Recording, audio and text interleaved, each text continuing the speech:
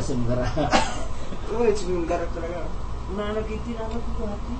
Unahanan? Oo. Hindi mo ito kung panunitin natin ako. Daw type na. Kasi magbakante kami ni Bossing, masama ni Bossing maminsan. Ito ang katamang kang. Hindi kami sa tumatang kami pa. Ha? Wala na. Mga wala pa si kwenta yan. Ni Bossing talaga umit. Mama, how's the car? Staying sa car. The car is good. Your son make it drift. Yun nga, maganda oh. Ay, maganda yan eh. Malakas yan eh. Automatic kami. Oo, automatic yan. Just sumabog ito eh. Ah. As di kami ta. Oo, tingnan mo yung ulam O, niya. di ba? Wala nagkanawan na gusto. Eh, mapasuti right aja kahit kanyami mag-ground. Di ground ag round about mas nga. Dahil kanawan na kasjay. Iti ka ba nga magmag na? Wait. Di may sa kalsada ti mo pa nga DJ highway. Ah, highway. Ag highway ka pa ay. Wait. Di ba ran about? Di ba nung utang ito eh? Ngayon. Taka right, di ba? Ngayon. Pag U-turn kay Jiran about. Ngayon, nagyutang ka pa Eh, kasjay. mga bang ka right, kay Jiran sumabog eh. Ngayon. Kapag nalilita, dito iskilan mo lang pilit sa 30. Nalukot ka lang, nalukot mo ba? Kapil? Di ba't matulog di lupa na anak tayo? Silip ka! Tawag ka nung si Silip ka! Ay, sa Pilipino na tayo? 14 ang sugatan sa Pilipino pa. Indonesia daw. Indonesia driver. Isumuto ko na ba? Kanta kayo, kanta. Saudi. Happy birthday. Siguro tayo pare din. Tawagan mo na si Juan, si Mare. Hindi ha, hindi pa tayo tapos eh. Diba? Pupunta mo na dito yung nasa exit 30. Etik, sino yan? Yung nasa hospital ba? Mukhang maraming connection Marami tayong makikita dyan.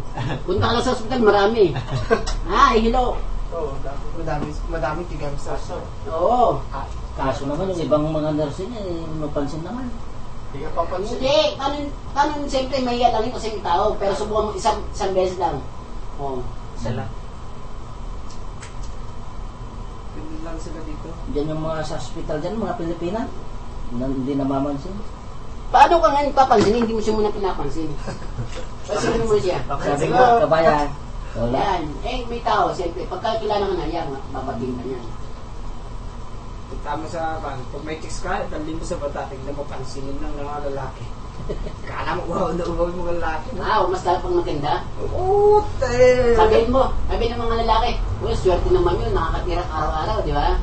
Eh tayo mga wala eh. Bagay, ito, tsaka sila kay, Ayan ang mabilis. Ako talaga, every night eh, dito eh. Okay lang yan, lalaki naman tayo, no? Kaya rin tatagal na ako sa Bitanin. diyan sa record. Hindi ka lalaki pag hindi mo sinabi na hindi ka nagsasalita. Oo. Anong oras uwian natin? 11:30? Yung amo ko, walang oras yung amo ko. Kain natin. Kahit yung amo ko, pag hindi na ko mapansin na wala doon. Tatawag. Alas 12, uwi yan.